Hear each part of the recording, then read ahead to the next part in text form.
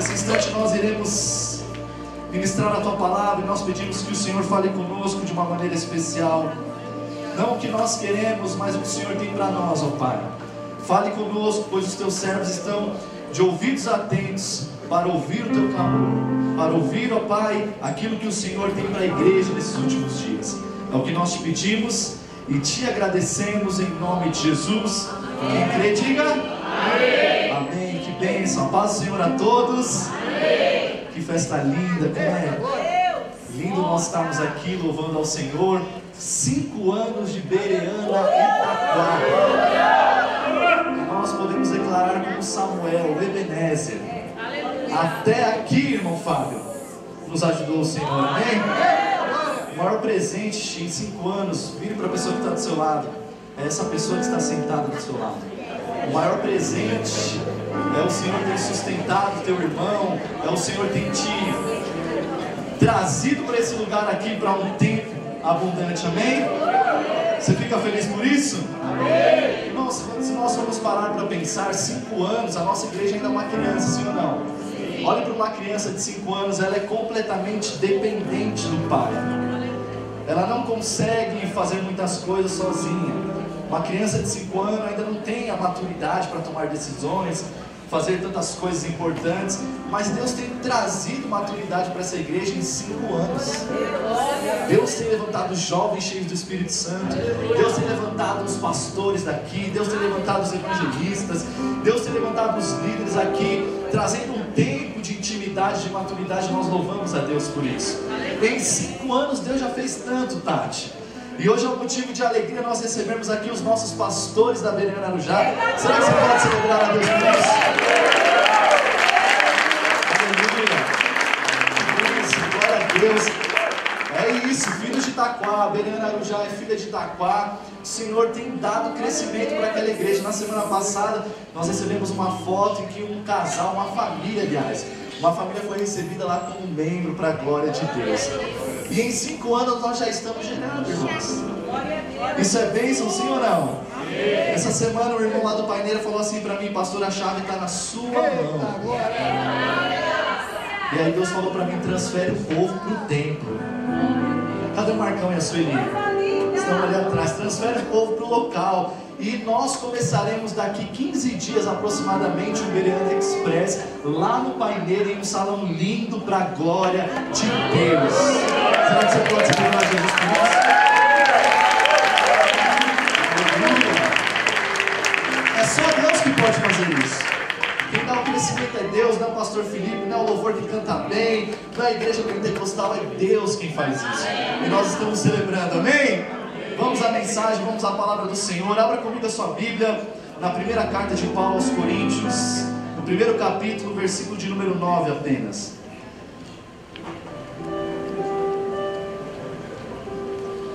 Primeira carta de Paulo aos Coríntios, primeiro capítulo, versículo de número 9.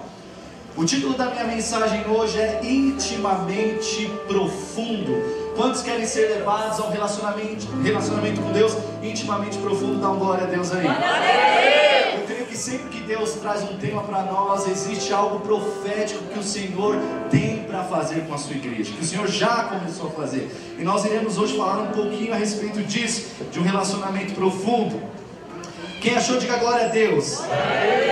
Amém. A palavra do Senhor diz assim: fiel é Deus, o qual os chamou à comunhão com o seu Filho Jesus Cristo, o nosso Senhor. Amém? Irmãos, todos nós fomos chamados para termos comunhão com Deus. Todos nós recebemos um chamado da parte de Deus para termos comunhão com o seu Filho, para termos intimidade com Ele. Existe uma pergunta que paira na mente de todos aqueles que conhecem a Jesus: qual é o meu chamado? E a Bíblia vai trazer essa ideia que o nosso chamado é conhecer a Jesus. Quando nós vamos para João, no capítulo de número 17, a partir do versículo de número 3, o apóstolo diz assim: que a vida eterna é essa, que conheçam a Ti, só por um único Deus verdadeiro, e a Jesus Cristo, a Seu Filho, a quem Tu enviastes. Então o nosso mais importante chamado, o primeiro e mais importante chamado na vida de alguém é ter intimidade com Jesus, é conhecer quem Jesus realmente é. E como foi dito aqui pelas nossas pastoras, irmãs, intimidade só se adquire através de relacionamento. Como é bom nós ouvirmos as experiências que os nossos irmãos têm com Deus. É muito bom nós ouvirmos testemunhos de milagres, testemunhos de transformação que os nossos irmãos contam. Mas eu quero dizer para você que a experiência do seu irmão, ela não pode produzir na sua vida a intimidade com Deus. A experiência que os nossos irmãos nos contam, elas apenas nos inspiram a ter uma vida de intimidade com Deus. Ainda que a experiência do meu irmão não produza intimidade em mim, ela vai me inspirar a ter uma vida com Deus. Por isso que é muito importante nós ouvirmos testemunhos como nós ouvimos aqui nessa noite. Por isso que é importante quando você recebe uma bênção do Senhor, você dizer: pastor, eu quero contar, porque a sua experiência com Deus vai servir de inspiração para a vida de alguém. Você vai olhar para a vida da pessoa e dizer: se Deus fez na vida da Tati, Ele pode fazer na minha vida também. Se Deus fez na vida da Verônica, Ele pode fazer na minha vida também. E através disso nós começamos a viver um relacionamento com Deus, um relacionamento com Jesus. O texto que nós lemos aqui, Paulo diz que existe um chamado da parte de Deus. Eu quero que você entenda isso. Existe uma oportunidade dada aos cristãos para ter comunhão com Jesus.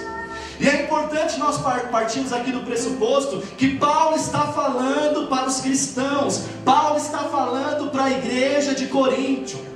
Paulo não está falando para uma igreja que está distante. Paulo está falando para uma igreja que já tinha uma certa experiência. Paulo está falando para uma igreja que já tinha uma certa maturidade, ainda que aquela igreja estivesse se perdendo. Mas Paulo está falando que nós fomos chamados para termos comunhão com Jesus. E a grande pergunta que não quer calar nessa noite: é possível, Verônica, ser chamado por Jesus e não ter intimidade com Ele? É possível fazer parte de uma igreja e não ter intimidade com Jesus? É possível frequentar a vigília na última sexta-feira do mês e não ter intimidade com Jesus? Pense nisso. E aqui já é o primeiro ponto que eu quero destacar. A primeira lição é que intimidade é fruto de proximidade. Diga assim comigo: intimidade é fruto de proximidade. Eu quero mostrar aos irmãos que é possível, presta atenção nisso, alguém estar perto de Jesus fisicamente, mas estar distante de Jesus espiritualmente. Existem pessoas que estão perto de Jesus, mas não são próximas a Ele. Meu Deus! Pasmem os irmãos, mas essa realidade é retratada na vida dos discípulos. Nós conhecemos o Evangelho. Jesus, Ele chama os discípulos para segui-lo. E eu me lembro muito bem do meu xará Filipe. Quando Filipe recebeu um chamado de Jesus, ele ficou empolgado. Ele disse: olha, ele chegou para Natanael e disse: Natanael, nós achamos aquele a quem a lei e os profetas apontam. E Natanael, que era alguém estudioso da Torá, diz: olha, você está dizendo que vocês acharam o Messias vindo de Nazaré? Pode vir alguma coisa boa de Nazaré? E aí Filipe fala: olha, vem você com os seus próprios olhos e contemple. Quando eles chegam até Jesus, a Bíblia diz que Jesus aponta para Natanael e diz: aí olha, aí existe um verdadeiro israelita em quem não há dolo. E aí ele ficou todo ali abismado com o que Jesus estava dizendo. E ele disse assim: olha, antes que Filipe te chamasse, Natanael, eu te vi debaixo de uma figueira. E por causa disso, Natanael diz: olha, verdadeiramente tu és o Messias esperado, aquele para quem a lei e os profetas apontam. Jesus vira e dá uma resposta surpreendente para Natanael, dizendo: olha, você crê por isso? Vem, me segue, e você verá os céus abertos e os anjos subindo e descendo sobre o Filho do Homem. Então, quando nós olhamos para Filipe, quando nós olhamos para Natanael, nós estamos falando de pessoas que eram próximas, mas que não tinham intimidade e relacionamento com Jesus. Como assim, pastor Filipe? E eu vou te mostrar isso na Bíblia. Se passou um ano, se passaram 2 anos, se passaram 3 anos, já estava próxima a hora de Jesus ser entregue nas mãos dos pecadores. E quando nós vamos para o Evangelho de João, no capítulo de número 14, no versículo de número 7, que Jesus está dizendo assim, que ia para o Pai, e que ia preparar um lugar, surge uma pergunta dizendo, olha, mostra-nos o Pai. João 14, 7 diz, se vocês realmente me conhecessem, conheceriam também o meu Pai. Já agora vocês o conhecem e o têm visto. Aí lá vem Filipe, o meu xará, e diz, Senhor, mostra-nos o Pai e isso nos basta. Versículo de número 9 diz, Jesus respondeu, você não me conhece, Filipe. Meu Deus! Como assim?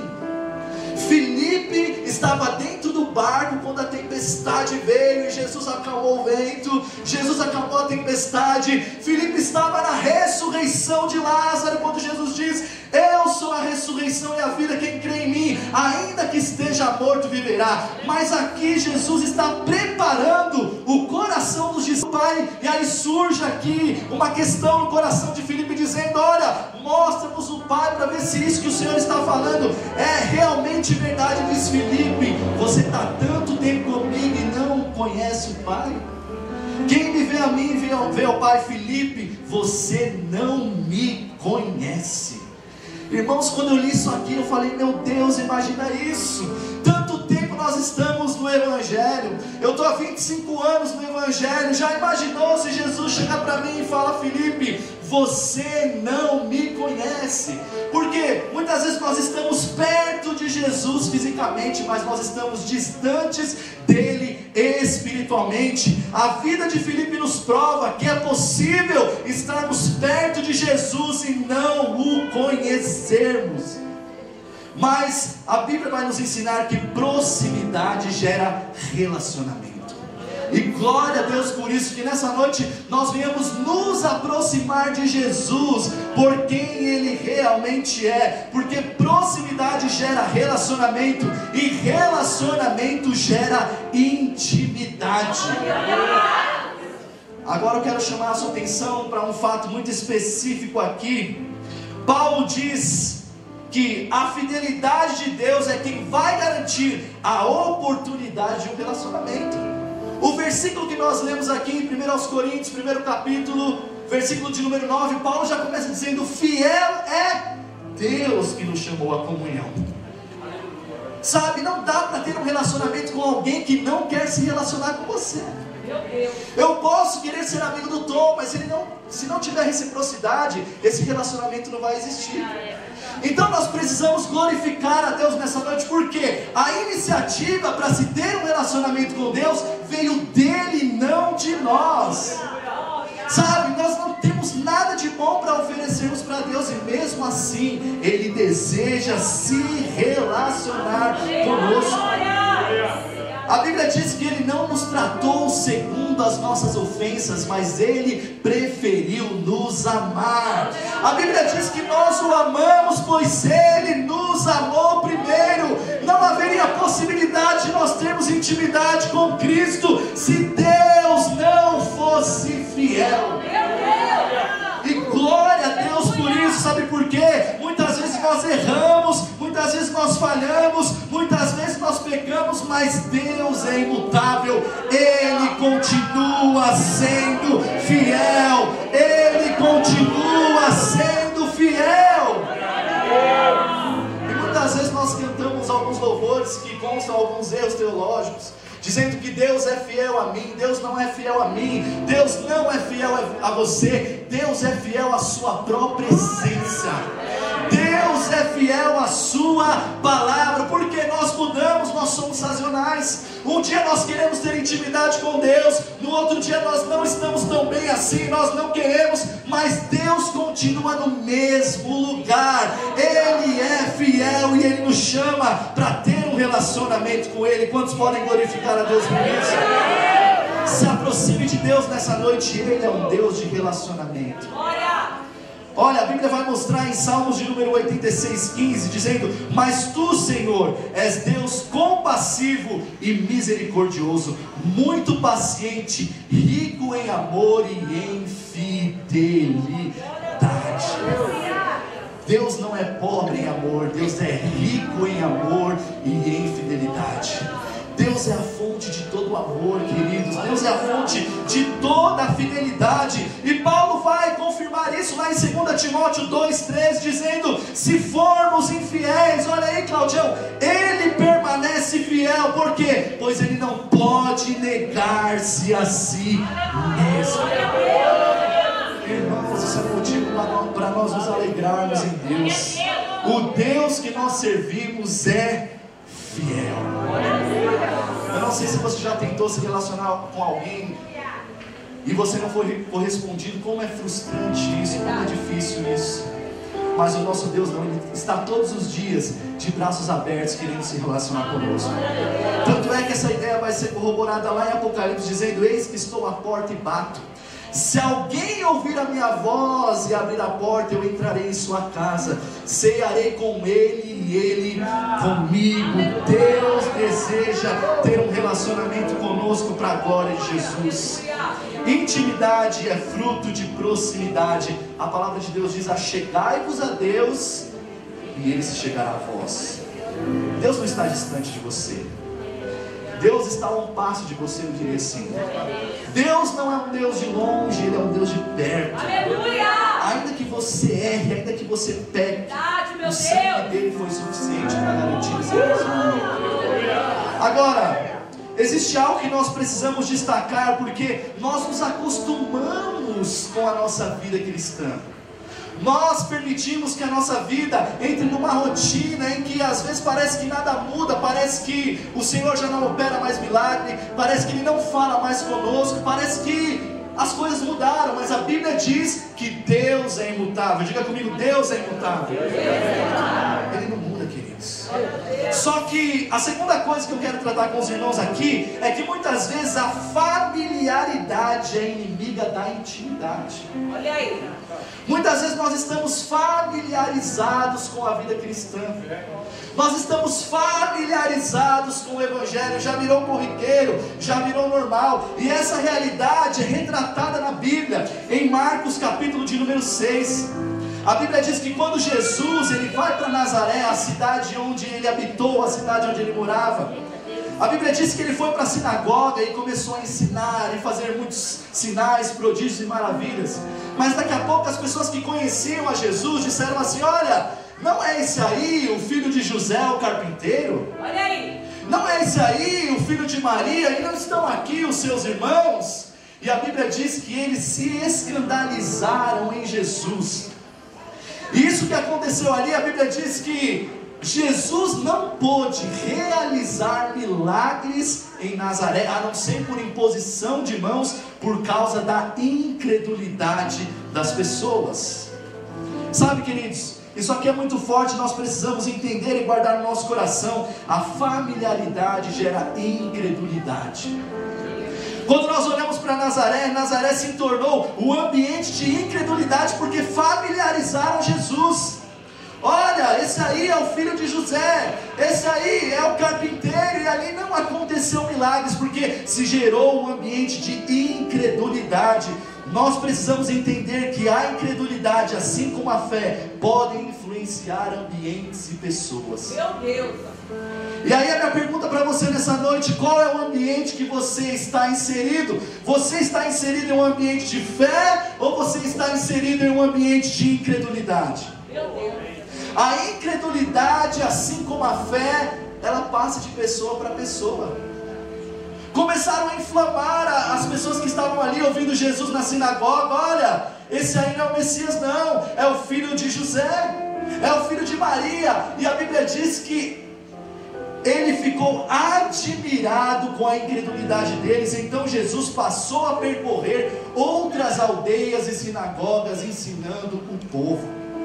Jesus foi até embora daquele ambiente de incredulidade, porque ali ele não pôde realizar milagres.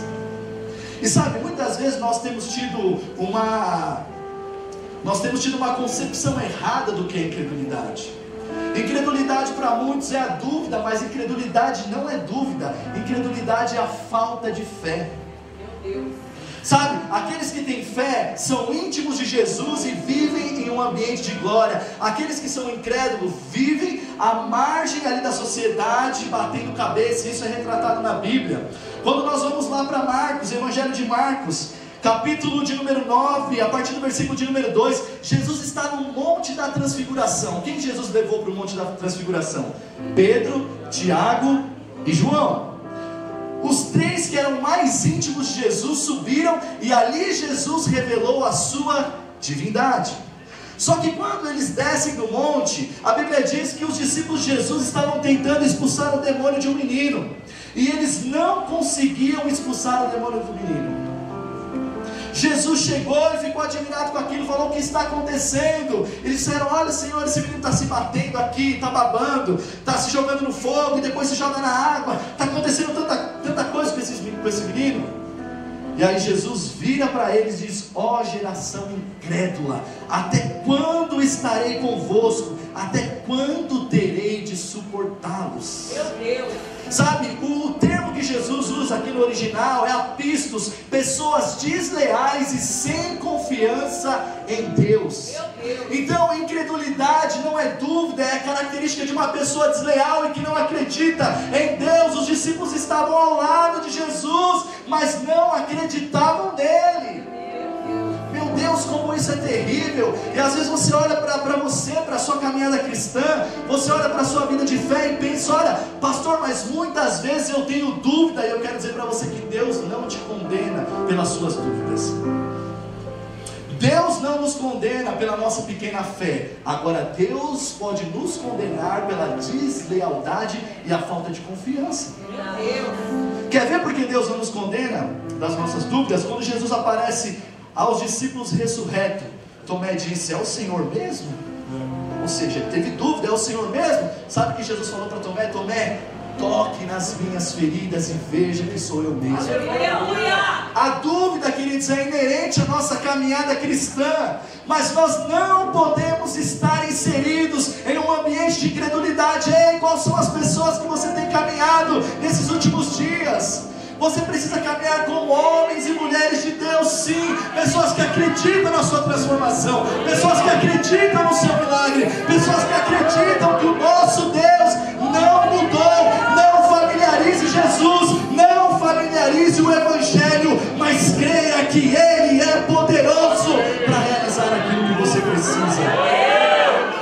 Ele é poderoso para realizar aquilo que nós precisamos.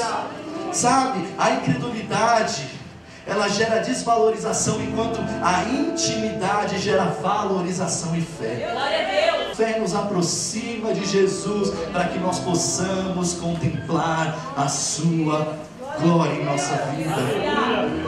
E a grande pergunta também que não quer calar nessa noite: você é íntimo ou familiarizado com Jesus? Pergunta para a pessoa que está do seu lado. Eita! Forte. Sabe, eu quero retratar aqui um outro profeta que teve dúvida, Abacuque. O livro de Abacuque, até o 3º capítulo, ele vive perguntando: por que disso, meu Deus?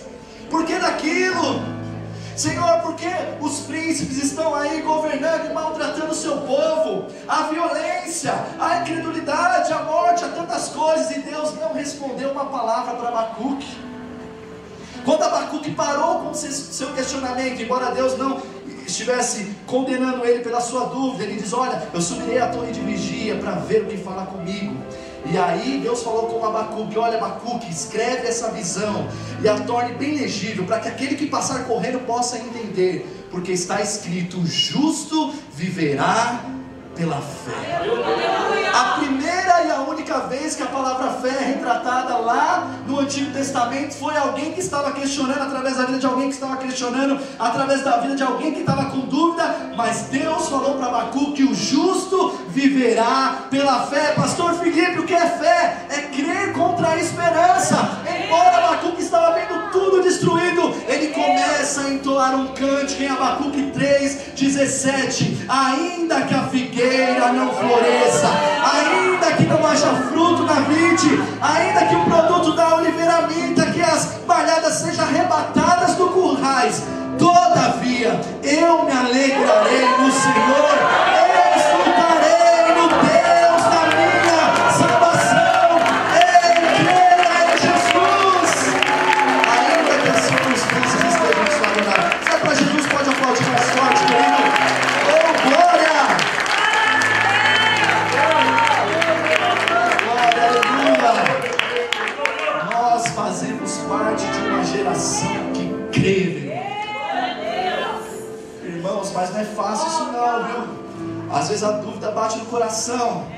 Nós estamos aqui comemorando 5 anos de igreja. Eu lembro que eu cheguei aqui com a minha esposa, era Pedro e Tiago no culto, mas João faltava sempre. E quantas vezes a gente derramou lágrimas. Meus irmãos, um dia eu cheguei na sala do pastor Ricardo e falei: pastor, melhor voltar, né? Já deu, né? Ele falou: continua que Deus é contigo. Mas sabe o que acontece? Quando você tem fé, querido, você entrega o seu melhor nas mãos de Deus. Sabe, quando você tem fé, você contagia o ambiente. Quando você tem fé, você inspira a vida das pessoas. Eu me lembro que eu chegava para o pastor Avilma e dizia: olha, não tem ninguém, a gente vai cantar para as cadeiras, mas você vai cantar como se estivesse cantando no estádio do Morumbi. Aí eu falava: então sobe lá e prega também, como se estivesse pregando igual Billy Graham, e prega e profetiza, irmãos. Que glória! Porque a fé que nós carregamos, ela é poderosa para mudar ambientes desfavoráveis. Porque Jesus é o mesmo ontem, hoje e será eternamente. Jesus é o mesmo ontem, hoje e será eternamente. Será que você pode declarar: Jesus é o mesmo ontem, hoje e será eternamente, para a glória de Deus?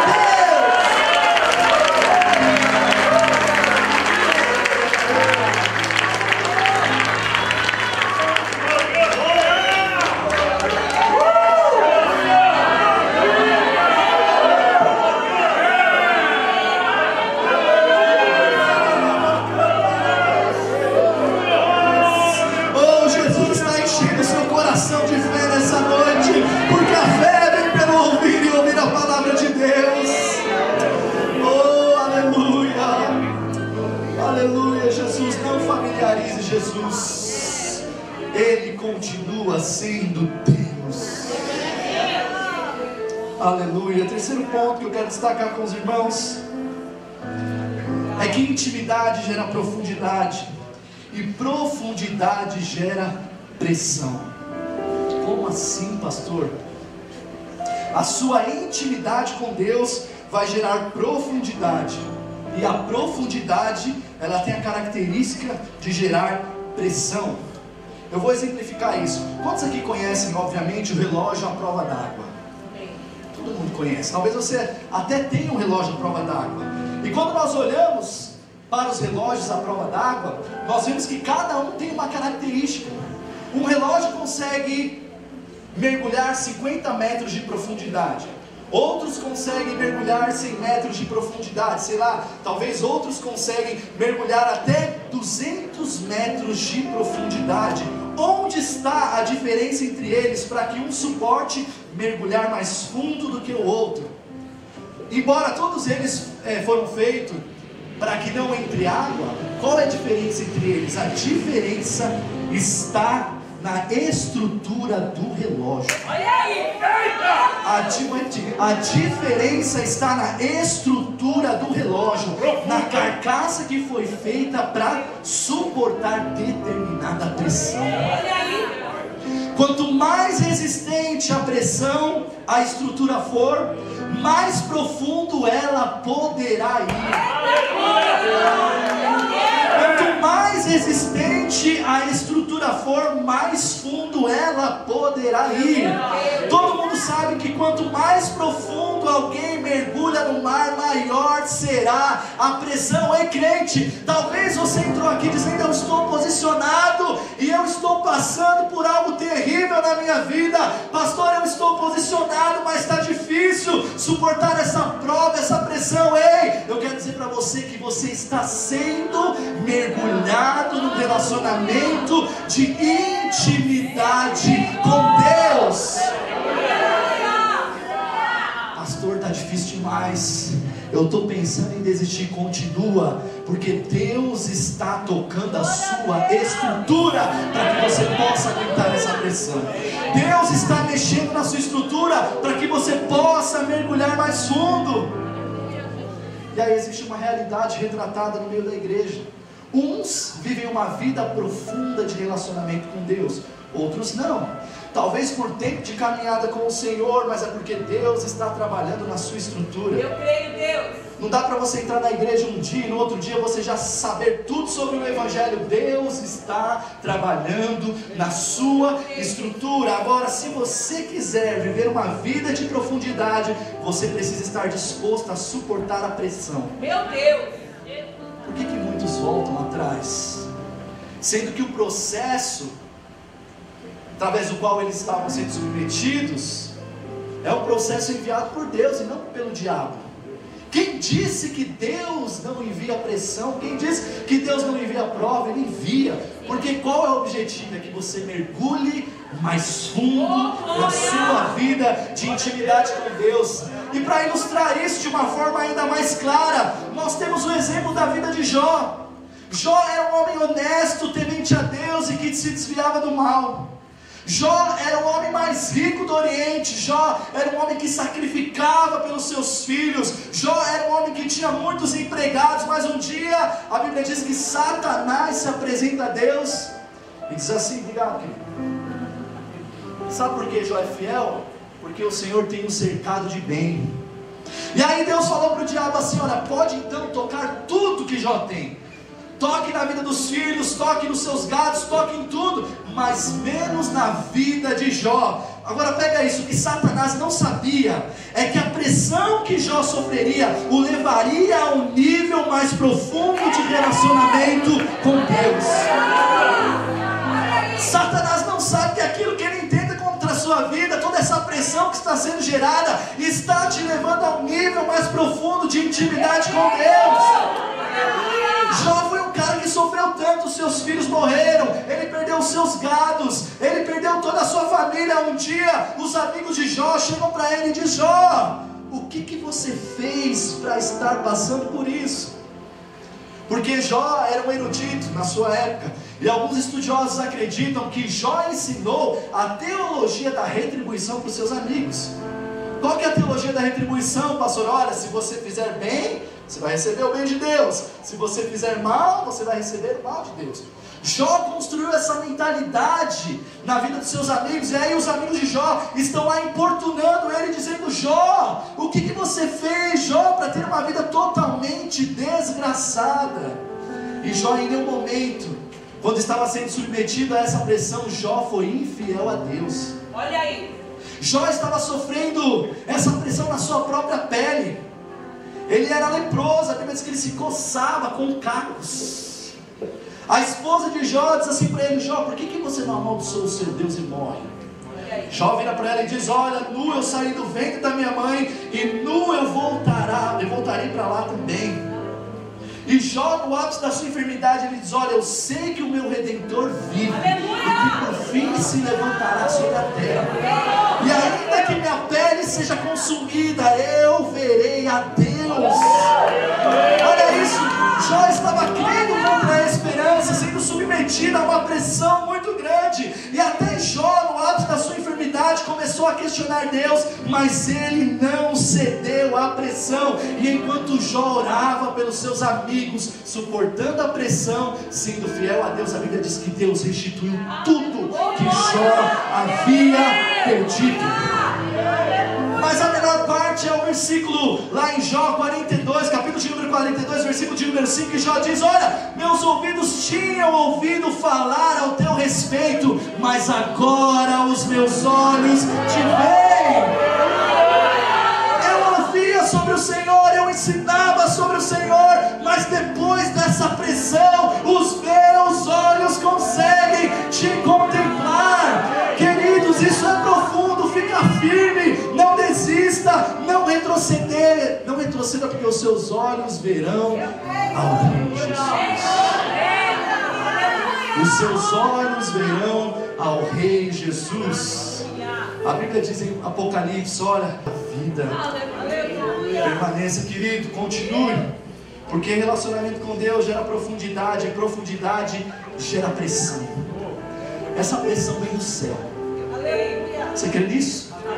Essa pressão não vem do diabo. Essa pressão não vem do acaso. Essa pressão vem do céu, porque todas as coisas, elas passam pela vontade permissiva de Deus. Estou lendo um livro do Luciano Subirá que diz que o diabo é o diabo de Deus. Enquanto o diabo acha que está acabando com a sua vida, ele está te levando para um nível mais profundo de intimidade com Deus. Agora, a maior pressão que nós podemos ler na Bíblia foi aquela a qual Jesus foi submetido. A Bíblia diz que depois de terem ceado, ele foi para o jardim do Getsemane. E aí ele leva consigo Pedro, Tiago e João. Diz: olha, fiquem aqui comigo e orem, porque a minha alma está aflita, a minha alma está angustiada. E Jesus foi à distância de um tiro de pedra e começou a orar dizendo: Pai, se possível, afasta de mim esse cálice, todavia não seja feita a minha vontade, mas a sua. E Jesus estava com a sua alma angustiada. Por quê? Para quem não sabe, esse cálice que Jesus teria que beber era o cálice da ira de Deus, o qual nós éramos merecedores. Jesus volta para os seus amigos íntimos e diz: olha, vocês estão dormindo, será que vocês não podem velar uma hora comigo? O espírito está pronto, mas a carne é fraca. Jesus volta lá à distância de um tiro e começa a orar dizendo: Pai, se possível, afaste de mim esse cálice, mas todavia seja feita a tua vontade e não a minha. Sabe quando você está aflito, a pressão era muito grande, porque Jesus sabia que os pregos seriam dolorosos, mas o que seria mais doloroso seria o pecado da humanidade que estaria sobre os seus ombros, e Deus Pai viraria as costas para ele, pois ele era o Cordeiro. Ele volta lá para os seus amigos e diz: olha, será que vocês não podem vigiar uma hora comigo? O espírito está pronto, mas a carne é fraca. Jesus volta lá à distância de um tiro e ele começa a orar: Pai, se possível, afaste de mim esse cálice, mas todavia seja feita a sua vontade e não a minha. Jesus estava num lugar chamado Getsemane, e ali era onde a azeitona, elas eram espremidas para que o azeite fosse feito. Jesus estava sendo espremido ali, sofrendo uma pressão do céu. A Bíblia diz que ele começou a suar gotas de sangue. Jesus começou a suar gotas de sangue. A pressão a qual Jesus foi submetido trouxe a minha e a sua redenção. A pressão a qual Jesus foi submetido possibilitou uma vida de relacionamento íntimo com Deus.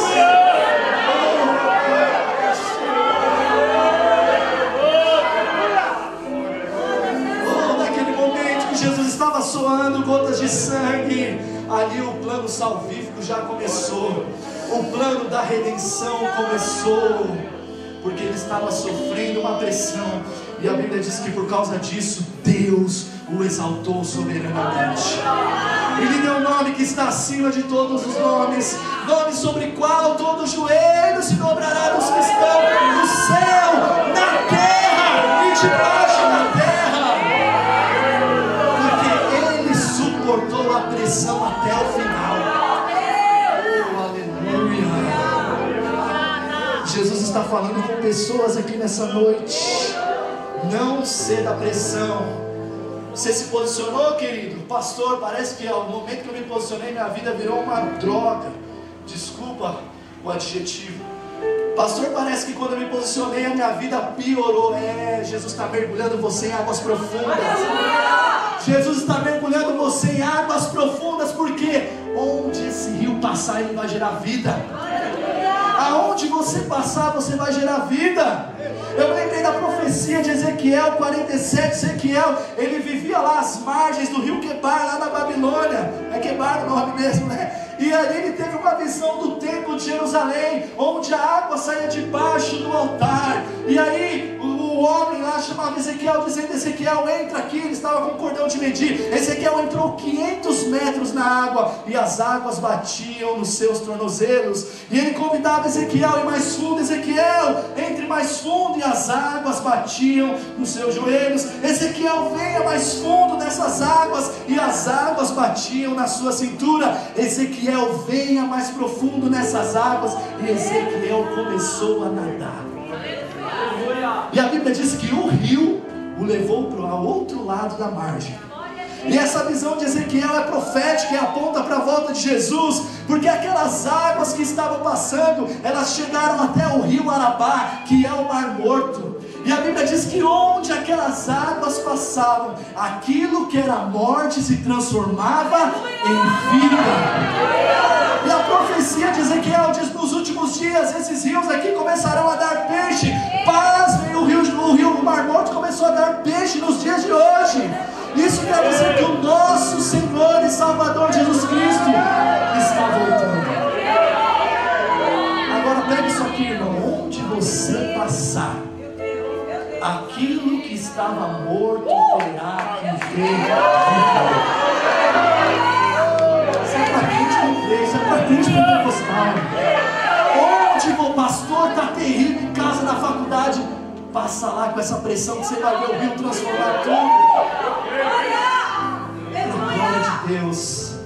Agora, para finalizar aqui, fechando todo o entendimento da minha mensagem, 1 Coríntios 10:13. Não sobreveio a vocês tentação que não fosse comum aos homens, e fiel é Deus. Aleluia. Paulo começou dizendo que Deus era fiel que nos chamou. Fiel é Deus, que não permitirá que vocês sejam tentados além do que possam suportar.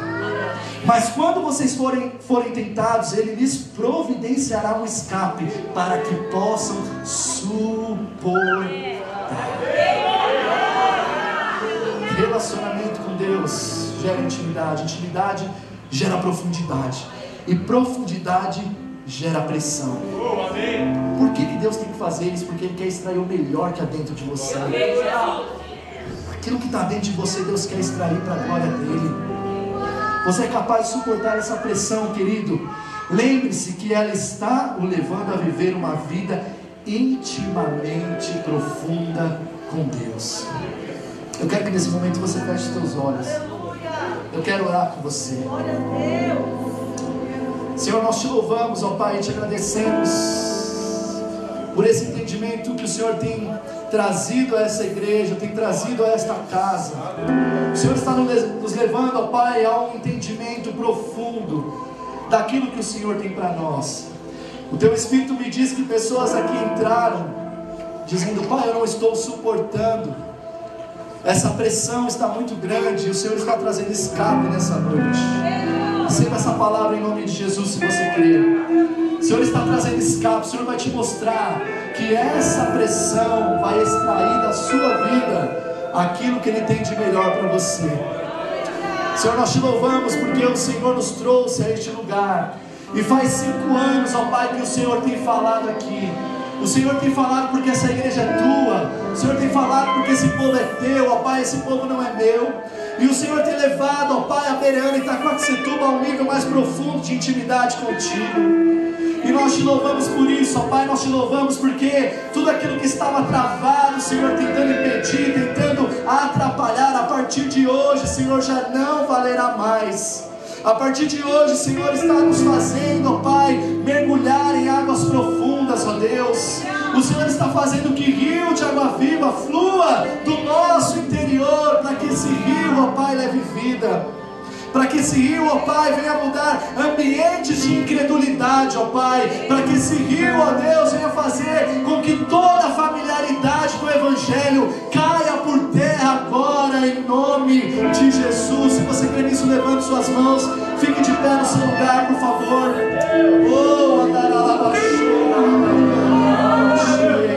Feche os teus olhos e fale com Ele. Ele está aqui. Ele é o nosso Deus, Ele é fiel.